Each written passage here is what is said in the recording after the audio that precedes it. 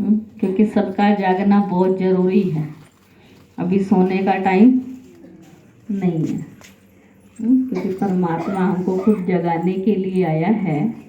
तो आज हम सभी यहाँ शिवरात्रि के लिए इकट्ठे हुए हैं।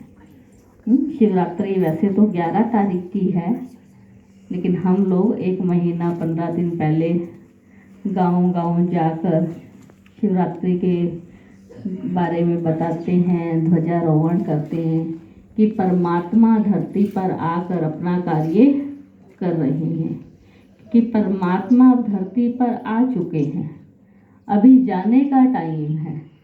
तो जो परमात्मा ने नई दुनिया की स्थापना करनी है, उसमें परमात्मा कहते हैं मुझे सहयोग चाहिए। और सहयोग किसका चाहिए? सब बच्चों का चाहिए। रामायण में दिखाते हैं ना कि हनुमान को दिखाया कि वो लंका को पार किया है। वैसे तो श्री राम जी अकेले पार कर सकते थे, लेकिन श्री राम को भगवान कहते हैं, तो उन्होंने सबका साथ लिया। हनुमान का भी लिया और हनुमान के साथियों का भी लिया, ताकि ये समुद्र पार करके सीता नया है। तो उसी दिन हमारे पास चाय का एक और सेट आ जाता है, तो हम क्या कहते हैं? पुराना सेट निकालें। पहले वो क्या था? नया था। और आज और आ गया तो कितनी देर में पुराना हुआ? जैसे ही चीज आई तो हम क्या कहते हैं? पुराना निकाल लो और नया रख दो, कहते हैं ना। तो कोई भी चीज नई से पुरानी, पुरानी से नई तो होती ही है। ऐसे ही ये दुनिया है। तो ये दुनिया पुरानी हो गई है। इस पुरानी दुनिया को फिर से नया बनाना है। चक्कर है ना। अब क्या चल रही है? न गर्मी न सर्दी। क्या कहेंगे? सर्दी भी नहीं है, स्वेटर नहीं पहनना हुआ ना। और कहेंगे गर्मी भी नहीं है, कूलर नहीं चल रहा है। तो ना सर्दी है न गर्मी है, अच्छा मौसम है ना। किसी को गर्मी तो नहीं लग रही? धूप वालों को है। सर्दी भी नहीं लग रही ना आप लोगों को। तो अच्छा मौसम है। और थोड़े दिनों बाद क्या आ जाएगी? गर्मी। फिर क्या चलेंगे? पंखे। फिर क्या आ जाएगी? सर्दी। तो मुझे अगर सर्दी सूट नहीं होती, मेरे को ठंड लगती है, मैं बीमार हो जाती हूँ, मैं कहूँ सर्दी ना आए, हो सकता है ऐसा? भाई सर्दी नहीं आनी चाहिए। सर्दी में तो मेरी तबीयत बड़ी खराब हो जाती है। सर्दी नहीं आनी चाहिए। तो सर्दी नहीं आएगी। सर्दी तो आएगी आएगी।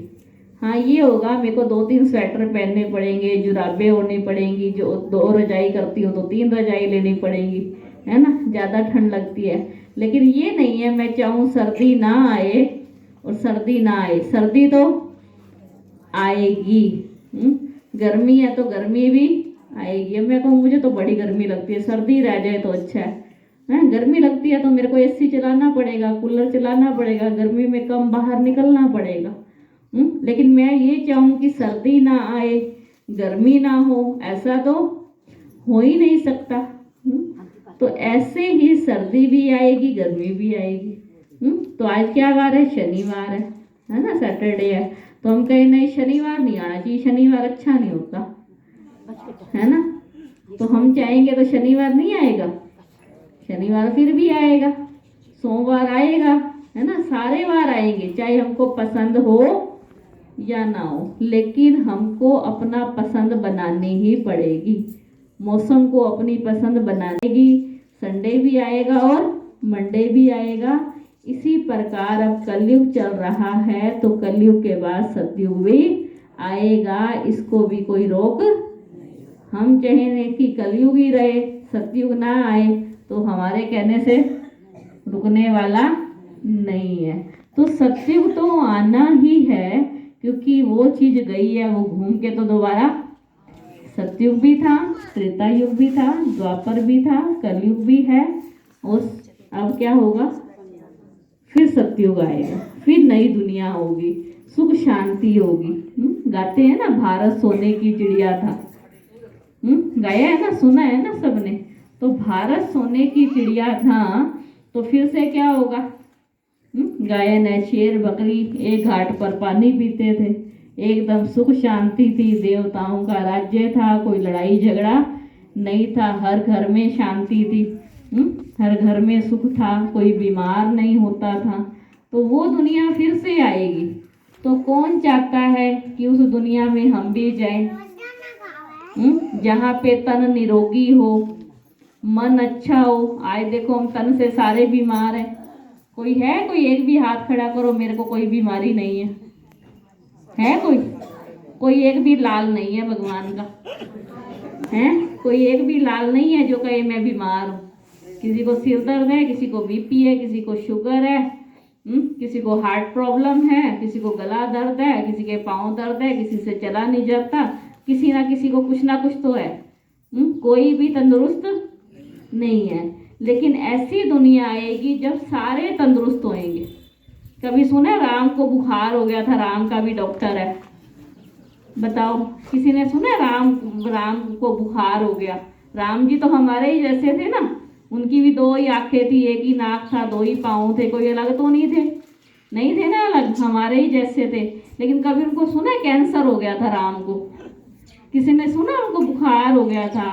किसी ने सुना लक्ष्मण को ना शुगर हो गई थी? सुना किसी ने? नहीं सुना ना। किसी को कुछ नहीं हुआ क्योंकि तन निरोगी था। किसी ने देखा कि टेंशन हो गई थी हनुमान को? तो सत्य का संग करने के लिए आए हैं। और इस धरती पर सत्य है तो कौन है? जिसके लिए गाया गया सत्यम शिवम सुंदरम। तो सत्य एक परमात्मा ही है। कौन है सत्य? एक परमात्मा ही है जो आकर के हम बच्चों को अपना भी परिचय देता है और खुद का भी परिचय देता है ना। तो उसने आकर के सबसे पहले हम बच्चों को अपना परिचय दिया कि बच्चे तुम देह नहीं, तुम आत्मा। जागो कि तुम्हारा जागने का समय आ गया। और जागना भी किसके प्रति है? स्वयं के प्रति, किसी दूसरों के प्रति नहीं। वो कर रही है, वो तो ये कर रही है, लेकिन मैं खुद क्या कर रही है ना। स्वयं को जागना। एक बार गुरु और चेला थे, तो उस गुरु को कहीं बाहर जाना था। तो चेले ने पूछा, गुरु जी तो 2-3 दिन के लिए बाहर जा रहे हैं, तो मैंने इस आश्रम में रहकर क्या कार्य करना है? तो चेला चला गया गुरु के पास, गुरु जी मैंने क्या कार्य करना है? तो गुरु जी ने एक वो कागज ले रहा था, उसे मंगाया, उस पर लिख दिया जागृति। एक ही शब्द लिखा जागृति। और गुरु जी मौन में बैठ गए कि मेरे को बोलना नहीं है, मैं मौन तपस्या कर रहा, मौन में बैठना है। तो चेले ने जाकर के खोल कर पढ़ा, तो उसने देखा कि इसके अंदर तो जागृति लिख रखा है और कुछ गुरु ने लिखा ही नहीं। ना इसके आगे लिखा, ना इसके पीछे लिखा। कुछ और भी तो लिखना चाहिए था ना। वो फिर गया उस गुरु जी के पास और जाकर के बैठ गया और इशारा दिया। गुरु जी तो मन में थे कि गुरु जी आगे या कुछ तो आगे लिखो या कुछ पीछे भी तो लिखो। तो गुरु जी ने फिर आगे भी जागृति लिख दिया और पीछे भी जागृति लिख दिया। और फिर वो चेला लेकर के आ गया।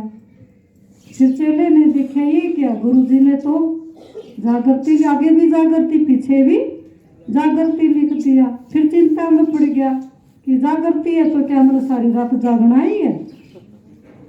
फिर चिंता में पड़ गया।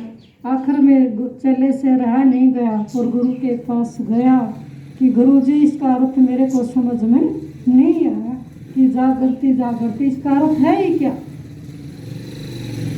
फिर गुरु ने कहा कि बच्चे कि तुमने क्या करना है, सुबह से लेके शाम तक आश्रम में कोई काम, जो भी काम करना है उसके पीछे जागृति, अटेंशन देना अपने आप के ऊपर कि कोई भी कार्य मैं कर रहा हूँ कि इस कार्य के पीछे कल्याण और कल्याण क्या है ना। अपने हर कर्म के ऊपर जागृत होना है, या कि वो सारी रात जागने की कोई बात नहीं है। तो हमने अपने कर्म के ऊपर जागृति होना है ना। ना अगले को देखना, ना पिछले को